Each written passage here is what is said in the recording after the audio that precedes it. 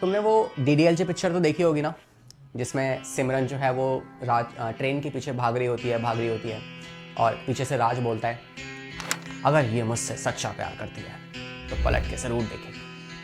पलट पलट पलट।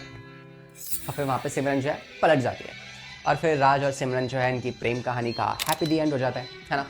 तो ऐसे ही हमारा ये चैप्टर भी था जिसमें मेल पार्ट से पोलन निकल के कभी हवाओं से, कभी पानी के थ्रू, कभी इंसेक्ट के थ्रू, जैसे तैसे चाहता है कि मैं एक बार फीमेल वाले पार्ट के पास पहुंच जाऊं। फिर आगे तो मैं उसे कन्विंस कर ही दूंगा। और इस तरीके से जब जो पोलन होता है वो फीमेल वाले पार्ट के पास जाके मिलता है तो हमारे इस चैप्टर की भी जो प्रेम कहानी है वो ख़त्म हो जाती है, राइट। तो हमने चैप्टर तो पढ़ा हुआ है हमारे इस चैनल पे, जहाँ पे मैंने वन शॉट में आपको ये पूरा चैप्टर पढ़ाया था। मगर आज की हमारी इस मुलाकात में हम लगाने वाले हैं इस चैप्टर पे सवाल, जो कि हमारे 3000 क्वेश्चन सीरीज का चैप्टर है, sexual reproduction in flowering plants. इसका आज हम सेशन नंबर 1 लगाने वाले हैं। तो विदाउट वेस्टिंग एनी टाइम आइए स्टार्ट करते हैं हमारे आज के इस सवालों के सिलसिले को और रचते हैं हमारे इस प्लांट की प्रेम कहानी। तो starting with the very first question. Starting with very first question and question number 1 आपके सामने है। तो आप पहले खुद से इसको रीड करेंगे, सवाल को ध्यान से देखेंगे और फिर इसका सोल्यूशन जो है हम साथ में करने वाले हैं। कह रहे हैं the microsporangia develops further and become. तो माइक्रोस्पोरेंजिया है वो आगे जाके किस में कन्वर्ट होता है, आपको ये बताना है, ठीक है। तो pause the video and guess the answer. चलिए सॉल्यूशन की बात करते हैं। तो हम देख सकते हैं कि जो माइक्रोस्पोरेंजिया, अब इस चैप्टर में काफ़ी सारे कंफ्यूजिंग वर्ड्स होते हैं, लाइक माइक्रोस्पोरेंजिएट, माइक्रोस्पोरेंजिया, माइक्रोस्पोरेंजियम और स्पोरोजिनस टिश्यू, राइट।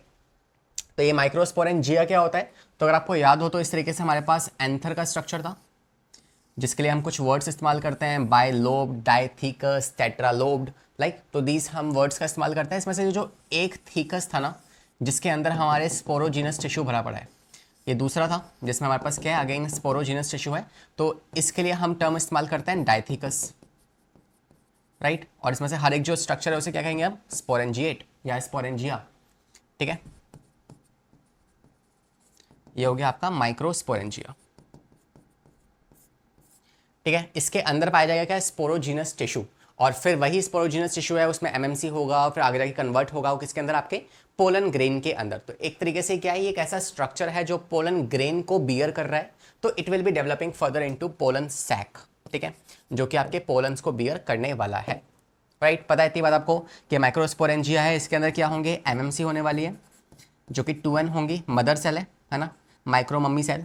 फिर ये जो है ये आगे डिवाइड करेगा इनटू व्हाट, आगे आपका माइक्रोस्पोर बनाएगा। माइक्रोस्पोर जो होते हैं वो आगे जाके पोलन ग्रेन में डेवलप होंगे, और जो पोलन ग्रेन है उसके अंदर आगे जाके फीमेल गैमीट्स जो है डेवलप होने वाले हैं।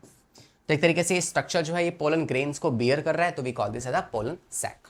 फाइन, नेक्स्ट क्वेश्चन देखो। Saying that number of meiotic division required to produce 200/400 seeds. तो हम चाहते हैं कि यार हमारे पास 200/400 सीड्स बने, तो बताओ उसके लिए मुझे मतलब आप एक केस लेके देखो कि अगर मैं चाहता हूँ 200 सीड्स मुझे बनाने हैं, तो बताओ मुझे कितनी मियोटिक डिवीजन करवानी पड़ेगी इस प्रोसेस के लिए या फिर इन 200 सीड को बनवाने के लिए। काफ़ी मज़ेदार सवाल है, न्यूमेरिकल बेस्ड है, तो बच्चे जो है बायो में मैथ से पीछे भागेंगे और यहीं पे मैथ के ऊपर सवाल आ चुका है, तो लगाओ जितना लगा सकते हो, बाकी तो हम करते हैं साथ में कहानी डिस्कस। देखो, तो pause the video, try it by yourself. जानते हैं सवाल क्या कह रहा है आपसे कि कितनी मियोटिक डिविजन्स जो है रिक्वायर्ड होंगी 200 सीड बनाने के लिए। पहले 200 के लिए निकालते हैं, फिर हम 400 के लिए निकाल लेंगे। तो अगर हम चाहते हैं कि यार 200 सीड मेरे पास बन के आए, तो 200 फर्टिलाइजेशन करवानी पड़ेगी। थोड़ा सा बैक गियर लो और पीछे भागो। तो अगर मैं चाहता हूँ कि यार 200 सीड बनाने हैं, 200 फर्टिलाइजेशन करनी पड़ेगी। 200 फर्टिलाइजेशन करने के लिए मेरे पास 200 मेल गैमिट और 200 फीमेल गैमिट्स होने चाहिए। ओके सर, तो मैं चाहता हूँ मेरे पास एक तरीके से मेल गैमिट्स कितने हों, 200, और मैं चाहता हूँ मेरे पास 200 ही फीमेल गैमिट्स हो, तभी तो फर्टिलाइजेशन हो पाएगा, है ना। सिंपल सी बात है। अब सर एक बात बताओ मुझे, या तुम बताओ मुझे, मैं क्यों बताऊं, कि 200 मेल गैमीट बनाने के लिए मुझे कितनी बार मियोसिस करवानी पड़ेगी। आपको अगर याद हो तो हमारे पास जो एक एमएमसी होती है ना, माइक्रोस्पोर मम्मी सेल, एक माइक्रोस्पोर मदर सेल जो है ये कितने पोलन बनाती है, 4 पोलन। मतलब एक माइक्रोस्पोर से एक पोलन बनेगा तो आपके पास 4 से 4 बन जाएंगे, तो 4 पोलन बनते हैं। अब मैं कह रहा हूँ कि मुझे 200 मेल गैमिट्स पोलन, इसी के अंदर क्या होंगे, मेल गैमिट्स होंगे। तो अगर को मुझे 200 पोलन बनवाने हैं, 200 पोलन बनवाने हैं तो बताओ मुझे कितनी एमएमसी चाहिए। 1 से 4 बनेंगे। तो अगर यहाँ पे मेरे पास 50 एमएमसी हो, मतलब मैं अगर इस 50 एमएमसी में 50 बार मियोसिस करवा दूंगा, क्योंकि आपको पता है कि 1 एमएमसी में एक बार जब मियोसिस होती है तो आपको पता है 4 पोलन बनते हैं।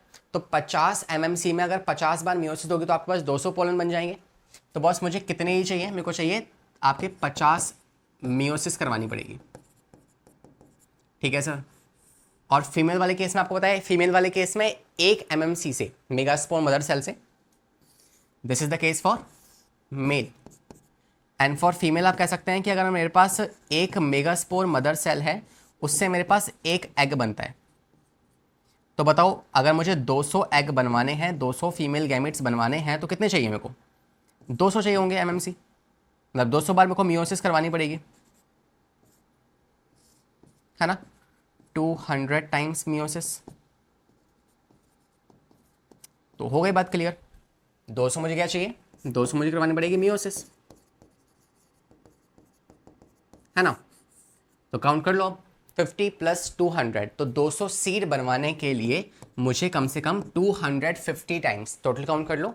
तो टोटल अगर देखा जाए तो 250 टाइम्स, नॉट 260, 250 टाइम्स मुझे मियोसिस करवानी पड़ेगी। ठीक है। तो इस तरीके से मेरे पास 250 वाला ऑप्शन कौन सा है इन सब में से? आपका डी वाला। सेम आप काउंट कर सकते हैं 400 के लिए, ये आपका होमवर्क है कि जैसे मैंने यहाँ पे निकाला कि अगर मुझे 200 सीट बनवाने हैं तो कितनी बार मियोसिस होगी? 250 बार। ऐसे आपको काउंट करना है कि अगर मुझे कितने 500 या कितना है 400, तो अगर मुझे 400 सीट्स बनवाने हैं ना, तो बताओ मुझे कितनी बार मियोसिस करवानी पड़ेगी? ये आपको मुझे कमेंट करना है या खुद निकालना है, because too much smooth feeding is not a good idea. Fine, that's answer that you have to comment me. आता है नेक्स्ट सवाल पे, हो गया सॉल्व। चलिए थर्ड क्वेश्चन देखो, कह रहे the outer 3 layers of anther wall perform the function of. तो जो ऊपर की 3 लेयर्स है ना वो क्या काम करते हैं आपको ये समझाना है। पढ़ लिया सवाल। चलिए हम जानते हैं कि हमारे पास लेयर का सीक्वेंस क्या होता है। पहले होती है एपिडर्मिस, फिर सेकंड आती है एंडोथीशियम, एंडोथीशियम के बाद क्या आती है? फिर आती है आपकी मिडिल लेयर, और चौथी आती है आपकी tapetum. That is a sequence from outside to inside, है ना। ये आउटर से इनर का सीक्वेंस हो जाएगा, है ना। तो अगर देखा जाए तो इस सीक्वेंस में से स्टार्टिंग की जो 3 लेयर है इनका मेन काम क्या होता है कि किसी तरीके से ये प्रोटेक्शन प्रोवाइड करते हैं, बस ये इनका मेन काम है, प्रोटेक्शन। और इसके अलावा हम जानते हैं कि जो आपके पास एंडोथीशियम है ये डायहेंसिस में भी हेल्प करती है, मतलब रप्चरिंग ऑफ पोलन में भी हेल्प करती है, रप्चरिंग ऑफ एंथर, सॉरी। ठीक है, तो डायहेंसिस में भी हेल्प करते हैं। तो एक तरीके से आप कह सकते हैं प्रोटेक्शन भी काम होगा और इसका भी काम होगा। ठीक है, नरिशमेंट प्रोवाइड करवाना टिपेटम का काम होता है। तो anyways A and B is the correct answer for this question. Next पे आ जाओ। देखो अच्छा सवाल है, कुछ थोड़ी बहुत आपको रीड करना पड़ेगा, है ना। और नीट में ऐसे सवाल जो हैं वो फेवरेट होते हैं एग्जामिनर के, तो प्यार से सवाल को रीड करो ध्यान से, कोई गलती नहीं होनी चाहिए। कर लिया? ठीक है। तो अब जिस बच्चे ने हिम्मत करी है ना सवाल को रीड करने की, तो उसका तो आंसर 100% सही होगा और बहुत जल्दी निकल गया होगा। लेकिन जिसने डर के क्वेश्चन अटेम्प्ट ही नहीं किया, वो इस सवाल से आपके 4 मार्क्स गवा के आने वाला है। पढ़ना स्टार्ट करते हैं। कह रहा है कौन सी स्टेटमेंट जो है आपकी इनकरेक्ट है, गलत है, आपको ये बताना है। तो पहले कह रहा है एज द एंथर डेवलप्स, जैसे जैसे एंथर डेवलप होगा, the cell of the sporogenous tissue undergo. Sporogenous tissue मतलब जिसमें आपकी एमएमसी होने वाली है, जिसमें आपकी क्या होंगी? MMC, which is 2n। तो ये जो आपके एमएमसी हैं they will undergo mitotic division. भाई यहां कर दी इसने गड़बड़, क्योंकि हम जानते हैं कि जब आपके पास एमएमसी है तो एमएमसी में क्या होता है? एमएमसी में होती है आपकी meiotic division, not mitotic, right. तो एनीवेज हमें मियोसिस करवानी पड़ेगी ताकि जो हैप्लॉइड है वो डिप्लॉइड जो है हैप्लॉइड में कन्वर्ट हो और माइक्रोस्पोर्स बन सके। फाइन, तो यही आ गया आपका आंसर, सिंपल। क्या मुश्किल था इसमें? फाइन। सॉल्यूशन हम यहाँ पे आपको सॉल्यूशन में आपको एक डिटेल दे सकता हूँ। डिटेल क्या है कि हमारे पास सबसे पहले क्या होता है, स्पोरोजीनस टिश्यू, स्पोरोजीनस टिश्यू। और ये जो स्पोरोजीनस टिश्यू है which is going to be like having the MMC 2N, ये डेवलप होता है किसमें, आपके माइक्रोस्पोर्स में, जो आपका टेट्राड स्ट्रक्चर बनता है। फिर ईच माइक्रोस्पोर जो है ये आगे डेवलप होता है आपके पोलन ग्रेन में, जो आप जानते हैं ये क्या है आपका गैमिटोफाइट। गैमिटोफाइट, गैमीट्स नहीं है, गैमिटोफाइट है। इसके अंदर पाए जाएंगे आपके 2 मेल स्पर्म या फिर गैमीट्स। फाइन, तो 2 मेल गैमीट्स जो आपको यहाँ पे मिल जाएंगे इस केस में, और इस तरीके से पूरा सीक्वेंस खत्म होगा। तो ये था आपका स्पोरोफाइट, ये आ गया आपके spores. Gametophyte will form gamete. So this is the whole sequence which goes there and hopefully you understood the answer also. ठीक है, बाकी ऑप्शंस आपके सही हैं, आप चाहें तो रीड भी कर सकते हैं। नेक्स्ट पे आते हैं क्वेश्चन नंबर 5। देखो कह रहा है what is the diameter of a pollen grain. तो नाउ मुझे पता है कि बच्चे जो हैं इस चैप्टर के सवाल तो पढ़ लेते हैं मगर वो इसको पढ़ना भूल जाते हैं, इस चीज़ को वो ध्यान ही नहीं देते हैं। तो होपफुली आपने सही गेस किया होगा, सही आंसर लगाया होगा। And the correct answer for this question is just a data based question है, तो आपको एनीवेज कोई एक्सप्लेनेशन नहीं मिलेगी इसमें। बहुत सिंपल सी बात है कि 25 से 50 माइक्रोमीटर जो है this is the on an average size of a pollen. हालांकि ये साइज जो है ये वेरी कर सकता है from pollen to pollen, shape भी वेरी कर सकते हैं, मगर एवरेज साइज आप यही लेके चलेंगे। अगला सवाल, सवाल आसान है, क्वेश्चन रीड करिए खुद पूरा एक बार। कर लिया, चलिए। तो 1 पोलन मदर सेल में प्रोड्यूसेस 4 जर्मिनेटिंग पोलन ग्रेन्स। तो 1 MMC जो है वो आपके 4 पोलन ग्रेन्स बनाती है। सही बात है कि अगर हमारे पास क्या है 1 MMC है विच इज 2N है ना फॉर मेल, तो ये क्या बनाएगी आपके 4 टेट्राड्स बनाएगी, और each tetrad will be developing into pollen. तो आपके पास 4 पोलन आ जाएंगे। ठीक है, with 2 male nuclei and 1 tube nucleus, जिनका फ्यूजन होता है और हमारे पास ये पोलन्स वगैरह बन रहे होते हैं, आगे जाके आगे फर्टिलाइजेशन होगा। So how many meiotic divisions are necessary to bring this about.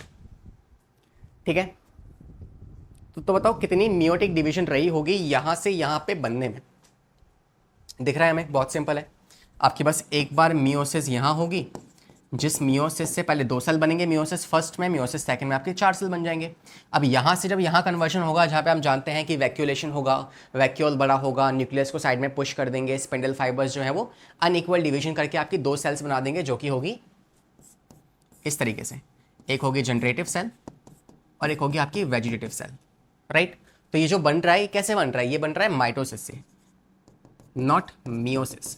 Chance ही नहीं है भैया। आपको पता है कि 2N से जब टेट्राड बना है, ये जो माइक्रोस्पोर्स बने हैं, ये माइक्रोस्पोर्स कैसे हैं, दीज माइक्रोस्पोर्स आर हैप्लॉइड। और जब आप हैप्लॉइड से पोलन ग्रेन बनाओगे, जो भी कैसा होता है हैप्लॉइड, तो क्या हैप्लॉइड से हैप्लॉइड में कभी मियोसिस हो सकता है, पॉसिबल ही नहीं है भाई, चांस ही नहीं बनता। तो माइटोसिस यहाँ पे होने वाला है। तो एनीवेज 1 MMC से 4 पोलन बनाने के लिए आपको एक बार मियोसिस करना पड़ता है। That is why option number B is the correct answer. काफी बच्चों ने इसका आंसर ए लगाया होगा, but that is a wrong answer. Okay, 7 देखो, पढ़ो। नो सर बहुत लंबा है, टाइम वेस्ट होगा, तो एक काम करो, इस सवाल को सॉल्व करो with the help of a elimination method, है ना। ऑप्शंस को देख के फिर ऑप्शंस पढ़ना स्टार्ट करना। करें सॉल्व। देखो क्या सही अप्रोच होने वाली है सवाल को सॉल्व करने की। तो देखा जाए तो हम कह सकते हैं कि पहली बात तो देखो सभी ऑप्शंस में 6 6 6 है, इसमें नहीं है। तो एक काम करते हैं 6th वाला रीड कर लेते हैं और हमें चेक करना है कौन सी स्टेटमेंट फॉल्स है। तो पोलन ग्रेन जो है क्या वो न्यूट्रिएंट्स में पुअर होता है, नहीं। पोलन ग्रेन जो है उनके पास हाई न्यूट्रिएंट्स वैल्यू होती है, ताकि हम उसे बेसिकली यूज़ करते हैं किसमें, सिरप्स बनाने में, एथलीट्स को देने में, है ना। It has a high nutritious value. तो इन दैट केस ये ऑप्शन तो हो नहीं सकता, बिकॉज ये तो आपके पास कैसा हो गया, 6 तो गलत है ही और 6th है ही नहीं इस ऑप्शन में, तो ये हट चुका है। अब ये 3 देखो, इन 3 में से आपको फर्स्ट चेक करना है, थर्ड चेक करना है और 5th चेक करना है। तो फर्स्ट चेक कर लो, कह रहे हैं pollen grain represent the immature gametophyte. बात सही है, क्योंकि पोलन ग्रेन जो है वो क्या है, एक तरह का गैमेटोफाइट है जो कि इमेच्योर है, क्योंकि उसमें अभी सेल्स जो है या गैमीट्स बने नहीं है, सिर्फ 2 सेल बन के वहाँ पे रह गई है। ठीक है, नेक्स्ट कह रहा है क्या, थर्ड वाइल चेक करो, कह रहा है generative cell is siphonogamous while the vegetative cell is spermatogenous. क्या आपको लगता है कि जो वेजिटेटिव सेल है क्या वो स्पर्म बनाती है, नहीं। आप जानते हैं कि जो वेजिटेटिव सेल है वो आपकी पोलन ट्यूब बनाती है, पोलन ट्यूब बनाती है। फाइन, तो ये तो गलत हो गया। और यहाँ पे क्या लिखा हुआ है कि आपके पास जेनेटिव सेल जो है वो आपकी स्फिनोगैमस होती है। स्फिनोगैमस क्या होता है? सिफेनोगैमस। तो इसका मतलब होता है कि पोलन ट्यूब की फॉर्मेशन। तो आपको लगता है कि जो आपकी जेनेटिव सेल है वो पोलन ट्यूब बनाएगी? नहीं, वो बनाती है गैमीट्स। तो उल्टा लिखा हुआ है। फाइन। तो ऑप्शन नंबर क्या आ गया हमारा? B is the correct answer. आ गया सवाल का जवाब। फाइन, नेक्स्ट पे आते हैं। क्वेश्चन नंबर 8 देखो। The pollen grain is, pollen grain is. तो इससे पहले वाले सवाल में हमने अभी क्या नोटिस किया, इसलिए मैंने ये सवाल भी लेके आ गया ताकि आपको याद हो जाए फटाफट से। तो पोलन ग्रेन क्या होता है? वो एक गैमेटोफाइट है पहली बात तो। लेकिन कैसा गैमेटोफाइट है? पार्शियली डेवलप्ड है, इमैच्योर है ना, और या फिर आपके मैच्योर है। तो यहाँ तो फीमेल दिया हुआ है, ये तो हो नहीं सकता। इमैच्योर मतलब मैच्योर कभी हुआ ही नहीं क्या? नहीं, होगा आगे जाके, तो अभी ये भी नहीं होगा ऑप्शन। पार्शियली डेवलप्ड, तो आप कह सकते हैं कि आपका पोलन ग्रेन क्या होता है? एक पार्शियली डेवलप्ड मेल गैमेटोफाइट है जिसमें अभी सिर्फ 2 सेल प्रेजेंट है, गैमीट्स अभी भी उसके अंदर नहीं है। फाइन, नेक्स्ट पे आते हैं। तो इसमें रीजन क्या लिख दोगे आप कि दिस इज नथिंग बट आपके पास इट हैज 2 सेल्स, और वी कैन से इसके पास 2 सेल्स प्रेजेंट होंगी। कौन कौन सी? एक होगी वेजिटेटिव सेल और एक होगी जनरेटिव सेल, ठीक है। But not having gametes till now. Gametes का बनेंगे जब आपका क्या होगा? पॉलिनेशन हो चुका होगा और एक तरीके से पोलन पिस्टल इंटरेक्शन कंप्लीट हो जाएगी। तो it is that is the reason हम इसे क्या कह रहे हैं? इनकम्प्लीट कह रहे हैं। Fine, 9th question. पेरिस्पर्म क्या होता है? सोचो, चैप्टर पढ़ने वालों सोचो, पेरिस्पर्म क्या है? Degenerate part of synergids, peripheral part of endosperm, या रेमिनेंट ऑफ न्यूक्लियस, या degenerated part of secondary nucleus. तो आप जानते हैं कि पेरिस्पर्मिक सीड्स हमारे पास पाए जाते हैं। And give me the example of perispermic seed. Perispermic seed जो होते हैं ये ऐसे सीड्स हैं जिसमें न्यूसेलस जो है वो परसिस्ट करता है। वैसे आपको पता है कि न्यूसेलस जो है वो कंज्यूम हो जाता है ड्यूरिंग द डेवलपमेंट, लेकिन अगर न्यूसेलस परसिस्ट कर जाए then those kind of seeds are called as perispermic seed. और यहाँ पे एग्जांपल आपका आ जाएगा ब्लैक पेपर, कैस्टर, है ना, ब्लैक पेपर हो गया और कैस्टर हो गया। तो these are the examples for this. Fine, तो आंसर क्या होगा आपका? Option number D, which is remnant of nucellus is called as perisperm. 10th question देखो। हाँ जी, सोचा, बताइए। देखा जाए आंसर इसका, कह रहा है generally number of integuments in the ovule of angiosperm and gymnosperm are. तो कितने नंबर ऑफ इंटेगुमेंट्स पाए जाते हैं इसके अंदर? तो ये सवाल जो है ये sexual reproduction in flowering plants और प्लांट किंगडम दोनों को मिला के पूछा गया है, राइट। क्योंकि हम जिम्नोस्पर्म में कितने इंटेगुमेंट्स होते हैं ये पढ़ते हैं हम प्लांट किंगडम के अंदर, और ये जो है ये हम पढ़ते हैं किसके अंदर? आपके sexual reproduction in flowering plants के अंदर। तो वहाँ पे मैंने आपको बताया था कि इस तरीके का एक जो फीमेल, या आप कह सकते हैं मेगा स्पोरो G8। तो मेगा जो फीमेल या मेगा स्पोरेंजिएट होता है उसके अंदर क्या होती है? आपकी MMC होती है। वो जो MMC होती है जो कि 2N है, ये क्या करती हैं? ये MMC अंडरगो होती है मियोसिस में, और मियोसिस में जाके ये बनाती हैं क्या? ये बनाती हैं क्या? आपकी एक फंक्शनल मेगास्पोर, फंक्शनल मेगास्पोर।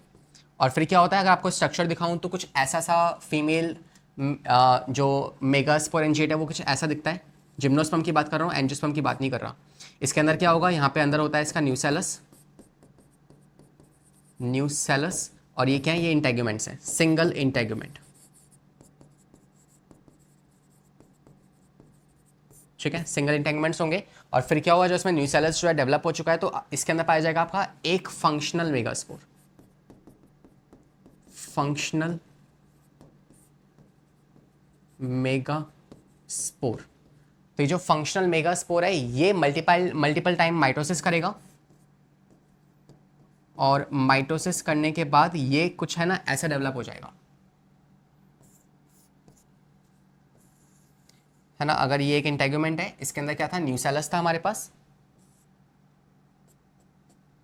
और यहीं पे क्या हो चुके हैं? बहुत सारे आपके जो फंक्शनल मेगास्पोर था इसने माइटोसिस करके बहुत सारी बार डिवीजन करी और क्या बना दिया, एंडोस्पर्म बना दिया। और क्या आप मुझे बताएंगे कि ये जो फंक्शनल मेगास्पोर था इसकी प्लॉइडी क्या थी, मियोसिस से बना है तो एन होगा, मतलब इनके अंदर एंडोस्पर्म कैसा होता है, एन ही होता है। तो मैंने आपको थोड़ा डिटेल बता दिया कि जिम्नोस्पर्म में पहला डिफरेंस क्या है कि एंडोस्पर्म जो है वो एन होता है, एंजियोस्पर्म में 3n होता है। दूसरा, जिम्नोस्पर्म में एक इंटेगुमेंट्स है, एंजियोस्पर्म में दो इंटेगुमेंट्स होते हैं। फाइन, तो 2 and 1 is going to be the correct answer and that's option number C. Option number C. तो ये दो तरीके से सवाल पूछ सकता है, होपफुली आपको ये क्लियर हो चुका है। नेक्स्ट देखते हैं 11th question.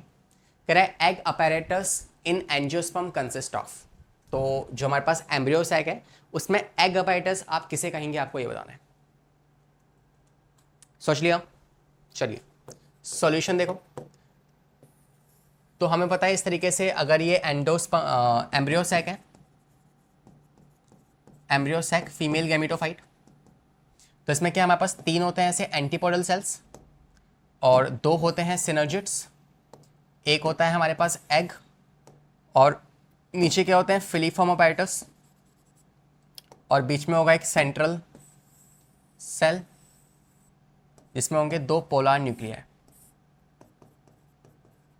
Polar nuclei.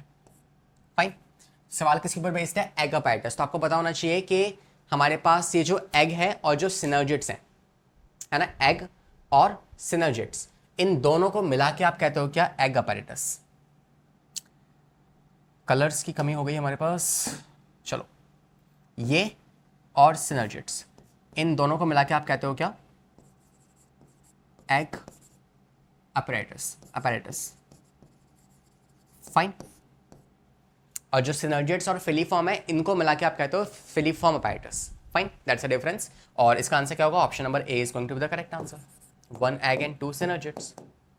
12th question देखो, कह रहा है stalk with which the ovule remain attach to the placenta. Stalk जिससे आपका प्लेसेंटा और ओव्यूल आपस में जुड़े होते हैं, आपको वो बताना है। ध्यान से पढ़ लो ऑप्शंस। चलिए देखते हैं आंसर क्या होगा। तो आपको पता है कि इस तरीके से हमारे पास क्या था, ओव्यूल है, लेकिन उससे पहले क्या था, ये मान लो style, stigma, ovary, inside ovary we have multiple ovules और बीच में क्या था, प्लेसेंटा, प्लेसेंटा और ये है आपका ओव्यूल। अगर आपको नहीं दिख रहा तो मैं जूम इन कर देता हूँ, ये देखो, इसमें अगर आप देखोगे तो आपका ये क्या है, ये पूरा प्लेसेंटा है और इसके अंदर छोटे छोटे ओव्यूल हैं। और जो प्लेसेंटा और जो ये ओव्यूल है ना, ये आपस में कैसे जुड़े होते हैं, एक स्ट्रक्चर के साथ, and that structure which yellow colour जो आप यहाँ पे देख सकते हैं, ये जो येलो कलर का स्ट्रक्चर है ना, ये जो आपको दिख रहा है, this basically yellow colour structure is called as what, it's called as funicle, जिससे आपका ओव्यूल और प्लेसेंटा आपस में जुड़ा हुआ होगा। फाइन, तो एक ओव्यूल को अगर यहाँ पे ड्रॉ किया जाए तो कुछ ऐसा सा बनेगा।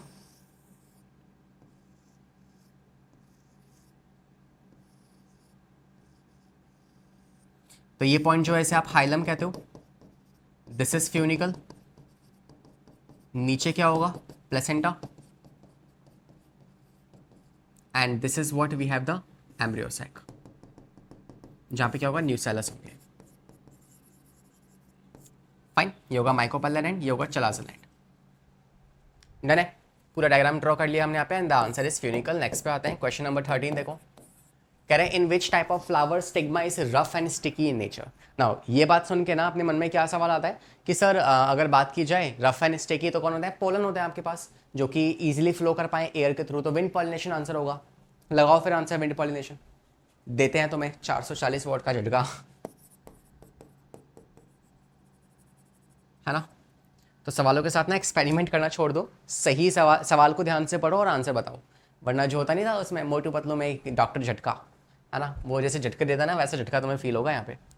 तो देखा जाए तो आंसर क्या होने वाला है इसके अंदर, option number C is going to be the correct answer, wind pollination, C. हाँ सर विंड आना चाहिए आंसर, ऐसे कैसे आप लगा सकते हो, है ना, वाटर। तो ध्यान से पढ़ो, उसने बात की है स्टिग्मा के बारे में, पोलन की बात नहीं की। पोलन रफ, ड्राई एंड आपके नॉन स्टिकी जो नेचर के होते हैं वो किस में होता है, विंड में होता है। लेकिन अगर स्टिग्मा की बात की जाए तो स्टिग्मा स्टिकी किस में होगा, आपके वाटर वाले के अंदर होगा। तो एक बात यहाँ पे नोट पॉइंट में रिमाइंड करवा दे रहा हूँ आपको कि जो अगर हम बात करें विंड पॉलिनेशन, तो विंड पॉलिनेशन में जो पोलन होता है ना वो कैसे होते हैं, वो होते हैं ड्राई, लाइट वेट, इसके अलावा नॉन स्टिकी, ठीक है, इसके अलावा उनके पास लॉन्ग फिलामेंट होता है। तो ये कुछ फीचर्स है किसके, आपके विंड वाले के लिए। फाइन, नेक्स्ट बात है 14 question, saying that filiform apparatus जो है, हमने पीछे पढ़ा था, फिलीफॉर्म अपैरेटस जो क्या करता है, काम क्या होता है इसका, गेस करो। चलिए देखते हैं। तो कह रहा है फिलीफॉर्म अपैरेटस क्या है, तो हम जानते हैं कि फिलीफॉर्म अपैरेटस क्या है, एक तरह की सेलुलर थिकनिंग होती है किस पे, सिनर्जिड्स के बेस पे। तो B is the correct answer. Function नहीं पूछा, आपको पता है काफी बच्चों ने ऑप्शन नंबर डी लगाया होगा, but that's also correct, but priority जो है ना वो आपका ऑप्शन नंबर बी होने वाला है इस क्वेश्चन में। आते हैं अगले सवाल पे। क्वेश्चन नंबर 15 देखो, कह रहा है इन angiosperm triple fusion is necessary for the formation of. Angiosperm में ट्रिपल फ्यूजन क्यों जरूरी है ना, पहले सोचो ट्रिपल फ्यूजन से बनता क्या है, फिर जो बनता है ना क्या उसकी जरूरत है या नहीं है, क्या उसके बिना काम चल सकता है। देखिए तो बात की जाए तो यार आपको पता है एंडोस्पर्म है ना वो बनता है आपके ट्रिपल फ्यूजन से, एंड इसीलिए हमें चाहिए होगा। That basically the function of this is provide food to embryo. तो ये एम्ब्रियो को फूड प्रोवाइड करता है, that is why the correct answer is right. आपको पता है कि जो ट्रिपल फ्यूजन है उससे क्या बनता है, ट्रिपल फ्यूजन से डेवलप होगा आपका एंडोस्पर्म, और आपका जो सिनगैमी है, सिनगैमी से क्या बनने वाला है, जाइगोट बनने वाला है, और इन दोनों को मिला के आप कहते हो डबल फर्टिलाइजेशन।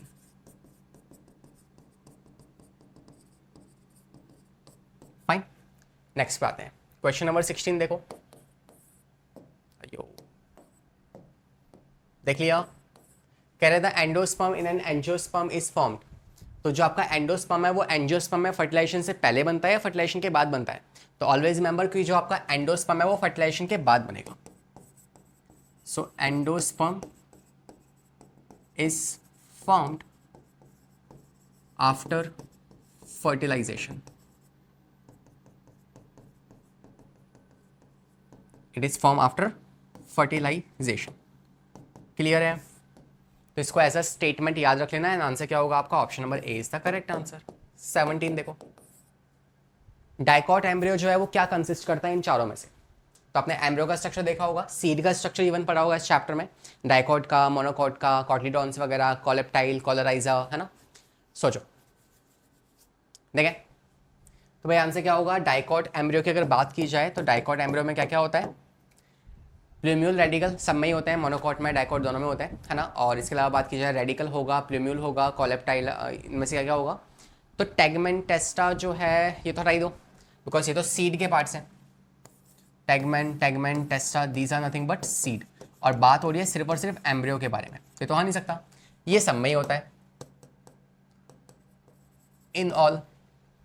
और बाकी बीच बात की जाए आपके ऑप्शन नंबर बी की, तो बात कर रहा है रेडिकल होगा, प्लूम्यूल होगा, कॉटिडॉन होगा, यस, साथ में कभी कभी एंडोस्पर्म भी परसिस्ट कर जाता है।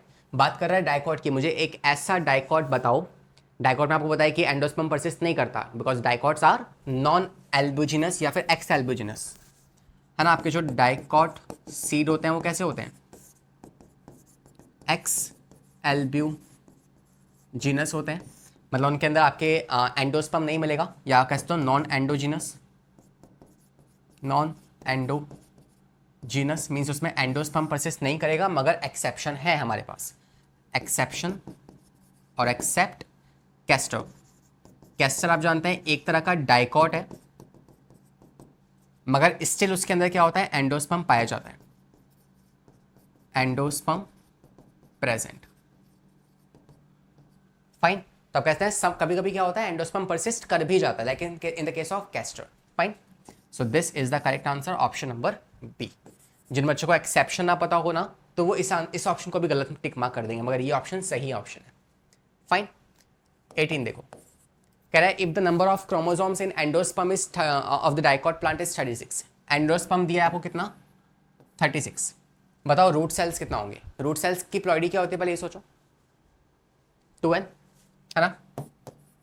और एंडोस्पर्म में कितनी होती है, 3n। तो आपको दिया हुआ है क्वेश्चन के अंदर सॉल्यूशन देखें तो 3n इक्वल्स टू आपको दिया हुआ है 36, मतलब n कितना आ गया, 12, मतलब 2n कितना होगा 24। आ गया आपका आंसर सी 24 राइट। 19 क्वेश्चन देखो, पढ़ लिया। करेक्ट स्ट्रक्चर गिवन, ये जो स्ट्रक्चर आपको दिया है ये क्या है इन चारों में से? सेल्फ एक्सप्लेनेटरी क्वेश्चन है, खुद ही अपने आप को एक्सप्लेन कर रहा है। तो अब जानते हैं क्या है, ये फीमेल गैमेटोफाइट है which is embryo sac, right. This is what embryo sac, that is nothing but female gametophyte. Fine, तो आंसर क्या आएगा इसका? Option number C is the correct answer, it's reduced gametophyte. Next 20, aleurone layer जो होती है मेज में, क्या काम होता है इसका? I really like this question because आपको जो मेज सीड है ना, मेज मेज सीड का आपको डायग्राम जो है ना वो दिया हुआ है एनसीईआरटी के अंदर, और उस डायग्राम के ऊपर बेस्ड ये सवाल है। खुद से अटेम्प्ट करो, फिर आपको इसका डायग्राम दिखाता हूं मैं। देखें, तो आपको पता है कि एलिलॉन लेयर जो होती है इन मेज के अंदर इज प्रेजेंट टूवर्ड्स, किसके पास होगी? आपके स्क्यूटेलम के पास होगी या एंडोस्पर्म के पास होगी? पेरिफेरी ऑफ एंडोस्पर्म या पेरिफेरी ऑफ स्क्यूटेलम? तो आप जानते हैं कि आपके एंडोस्पर्म के आसपास जो है वो आपकी एलिलॉन लेयर जो है वो कवर हो रही होती है। तो anyways option number A is the correct answer. देखो आपका ये क्या है, ये आपका एंडोस्पर्म है, और एंडोस्पर्म को कवर करती हुई कौन सी लेयर है? ये लेयर, एलिरॉन लेयर। आपको पता है एंडोस्पर्म कैसा होता है? 3n होता है, तो ये भी कैसी होगी? 3n होगी। और ये जो है ये प्रोटीन की बनी होती है, ये आपकी प्रोटीन की बनी हुई लेयर है। And these are the detail, I think more than sufficient. तो anyways A is the correct answer. Next पे आ जाओ 21, इन अ सीड ऑफ अ मेज स्क्यूटेलम जो है इस कंसीडर एज इन कॉटलीडॉन। आप जानते हैं कि मोनोकॉट के अंदर आपका एक ही कॉटलीडॉन होता है, one cotyledon, and in the case of मेज उसे आप स्क्यूटेलम कहते हैं। फाइन, क्या काम होता है उसका? सोचो,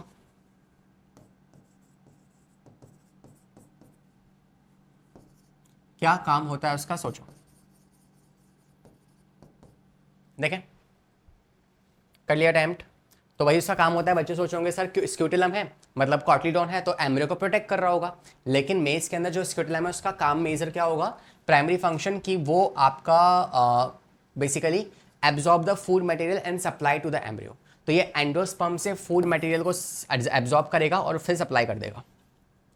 फाइन, तो जैसे कि आप यहाँ पे देख पा रहे हैं कि ये आपके पास क्या है? एंडोस्पर्म है, यहाँ पे ये कौन है? ये स्क्यूटेलम है। तो ये यहाँ से फूड को लेके आएगा और आगे इस एम्ब्रियो को पास कर देगा। This is the main function.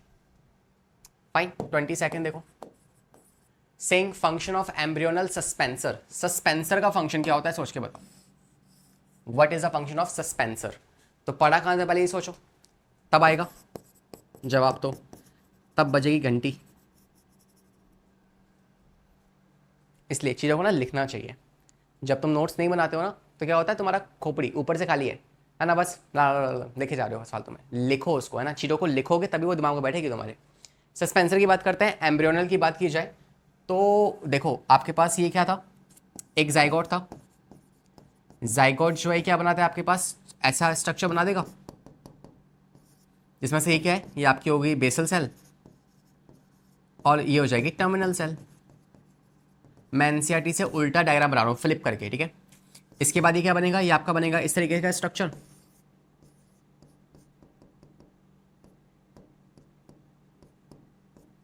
ठीक है। और नीचे क्या बन जाएगा? इस तरीके से आपकी सेल्स बन जाएंगे। लास्ट वाली सेल कैसे होती है? काफ़ी बड़ी होती है, कॉल्ड एज हॉस्टोरिया, हॉस्टोरियल। ये होगा सस्पेंसर, ठीक है। और ये होगा क्या आपका, जो आगे डेवलप कर रहा है आपका एम्ब्रियो। और ये सब कहाँ हो रहा है? ये सब कौन सी जगह में हो रहा है? तो आप जानते हैं कि ये सब होगा आपके बेसिकली जो आपका एम्ब्रियो सैक था उसके अंदर, जो आपका एम्ब्रियो सैक था उसके अंदर, जो आपका एम्ब्रियो सैक था उसके अंदर। तो आप देख पा रहे हैं कि एम्ब्रियो सैक जो है ये सस्पेंसर इस एम्ब्रियो को ऊपर की तरफ पुश कर रहा है, क्योंकि यहाँ पे क्या है? यहाँ पे है इसका फूड, दैट इज एंडोस्पर्म। तो अगर एंडोस्पर्म ऊपर की तरफ है और जाइगोट नीचे डेवलप हो रहा है तो उसे ऊपर की तरफ पुश करना पड़ेगा ताकि वो फूड को ले सके, है ना। और इसी तरह की मूवमेंट को, इसी तरह की डेवलपमेंट को आप कहते हो एंडो या एंडोस्पर्मिक मूवमेंट या डेवलपमेंट। तो आप जानते हैं कि जब हम पढ़ते हैं क्या embryogenesis in the case of plants, तो यहाँ पे हम दो वर्ड्स का इस्तेमाल करते हैं, एक होता है एंडोस्पर्मिक और दूसरा हम बात करते हैं किसके बारे में, एक वर्ड और यूज करते हैं, that is going to be, कौन सा वर्ड है वो, ह्यूमंस में किस तरह की डेवलपमेंट होती है, होलोब्लास्टिक, और इनमें कैसे होती है, मीरोब्लास्टिक, बिकॉज इसमें आपका पूरा का पूरा एम्ब्रियो या जाइगोट जो है वो डेवलपमेंट में पार्ट नहीं ले रहा, ओनली ये ऊपर वाला पार्ट एम्ब्रियो में पार्ट ले रहा है, नीचे वाला जो पार्ट है ना वो सिर्फ एक तरीके से सपोर्ट प्रोवाइड कर रहा है। तो this kind of movement is called as meroblastic movement. तो ये दोनों वर्ड्स ही मैंने आपको यहाँ पे रिवाइज करवा दिया है। Fine, these are the movement for the embryo of the plant, और इसमें से सस्पेंसर जो है ये आपका काम कर रहा है इस एम्ब्रियो को पुश करने का। तो आप कह सकते हैं option number B is the correct answer. 23, हाँ जी। Endosperm found in angiospermic seed is different from gymnospermic in the sense of. तो एंजियोस्पर्म और जिम्नोस्पर्म इसके ऊपर बेस्ड सवाल है। It is form before fertilization while in the latter it is form after fertilization, या पहले बनेगा और फिर बाद में बनेगा। तो आपको पता है कि जो आपका ये है, देखो इसमें पीछे इस डायग्राम को देखो, किधर गया, हाँ ये रहा। तो देखो इसमें आपको बताना है कि ये फीमेल वाला पार्ट है, फीमेल वाले पार्ट में पहले ही एंडोस्पर्म डेवलप हो चुका है, अभी स्पर्म तो आया ही नहीं है। तो एंडोस्पर्म जो है वो पहले ही बन जाएगा किसके, फर्टिलाइजेशन होने से पहले। और एंजियोस्पर्म में आप बखूबी जानते हो कि एंडोस्पर्म कब बनता है, जो फर्टिलाइजेशन हो चुका होता है ट्रिपल फ्यूजन के बाद, है ना। तो हम कह सकते हैं कि जो आपके एंजियोस्पर्म है, एंजियोस्पर्म के अंदर जो एंडोस्पर्म है ना, it basically develop after triple fusion. और वहीं जिम्नोस्पर्म जो है उनके अंदर जो एंडोस्पर्म है ना वो कब बनेगा, वो बनेगा बिफोर फर्टिलाइजेशन। क्योंकि आप जानते हैं जो फंक्शनल मेगास्पोर है वो माइटोसिस करके आपके एंडोस्पर्म को बना देगा। तो इन दैट केस हम कहते हैं B is the correct answer. Fine. 24, generally how many megaspore takes place in the development of a female gametophyte. एक फीमेल गैमेटोफाइट मतलब एम्ब्रियो सैक को बनाने के लिए कितनी मेगास्पोर चाहिए होते हैं।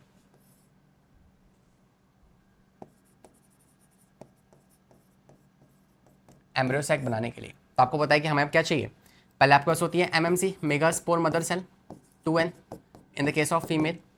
ये बनाएंगे आपके पास मियोसिस करेगी, मियोसिस से क्या बनेंगे, मेगास्पोर्स बनेंगे 4। This is towards the chalazal end this is towards the micropylar end these are what, these are megaspores. And you also know कि इनमें से 3 तो हैं जो वो डिजेनरेट कर जाएंगे, और माइक्रोपाइलर एंड की तरफ वाला क्या होगा, ये होगा आपका functional megaspore. And this functional megaspore will develop into what, will develop into embryo sac। कितनी बार, 3 माइटोटिक डिवीजन करके, 3 माइटोटिक जनरेशंस के बाद it will develop into this embryo sac which has 3 antipodal cells, 2 synergids, एक egg cell और 2 central nuclei with this central cell। Fine. तो कितनी बार meiosis हुई है आपके पास, एक बार मियोसिस, और एक फंक्शनल मेगास्पोर से आपका एक एम्ब्रियो सैक बनेगा। तो in that case answer is 1। As simple this is. 25, which structure of ovule take part in the storage of food. तो एम्ब्रियो सैक का कौन सा वाला पार्ट है जो कि फूड को स्टोर करने वाला है ना। ओव्यूल की बात कर रहा है, मतलब ये आपसे फर्टिलाइजेशन के पहले की बात कर रहा है, और हम जानते हैं फर्टिलाइजेशन से पहले क्या होता है, ओव्यूल में क्या होता है। This is the structure of your ovule.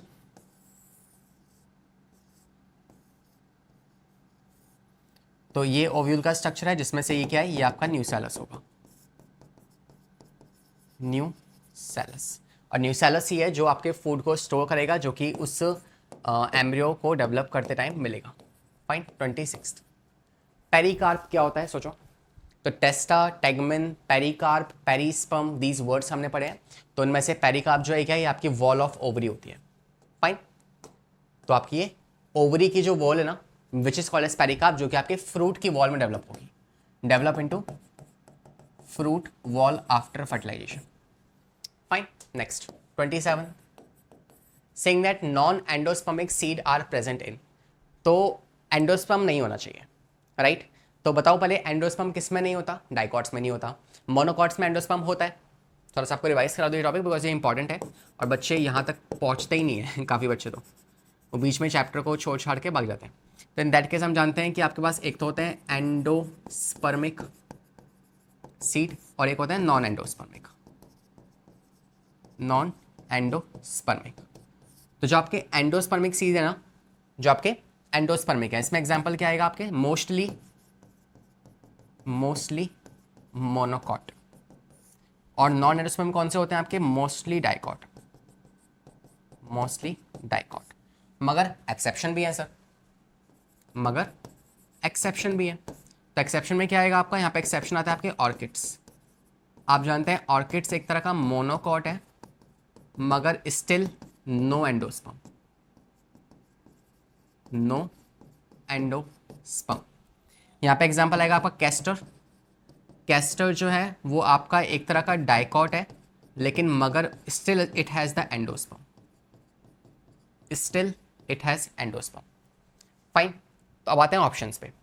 तो देखो कैस्टर आपको पता है डाइकॉट है लेकिन फिर भी एंडोस्पर्म होता है बिकॉज इट्स एन एक्सेप्शन, तो ये आंसर नहीं होगा। मेज मोनोकॉट है, वीट मोनोकॉट है और मोनोकॉट के पास एंडोस्पर्म होता है, तो ये भी ऑप्शन नहीं होंगे। तो बचा क्या, पी। पी आपका एक डाइकॉट है जिसके पास एंडोस्पर्म नहीं होता। फाइन, 28 सवाल पढ़ो, बताओ क्या होगा answer. When cells of nucellus in the ovule make the embryo directly, जब न्यूसेलस डायरेक्टली एम्ब्रियो में कन्वर्ट हो जाए ना तो what this process is called as. तो in the ovule we were having this nucellus, ये था न्यूसेलस, और जब ये न्यूसेलस डायरेक्टली कन्वर्ट हो जाए एम्ब्रियो में without fertilisation, without fertilization, this process is basically called as what, apomictic. Fine, and the option number D is the correct answer.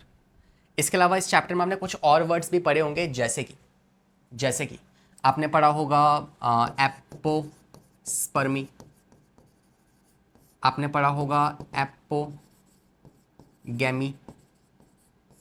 है ना। इसके अलावा होता है आपका पेरिस्पर्मी, पॉलीएम्ब्रियोनी,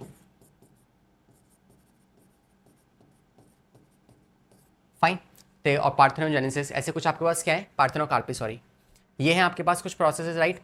इसमें से आपको याद रखना है कि एपोस्पर्मी क्या होता है, हमें स्पर्मी मतलब हमें स्पोरोफाइट बनवाना है। तो अगर को गैमीटोफाइट से जो स्पोरोफाइट बनने वाला है ना,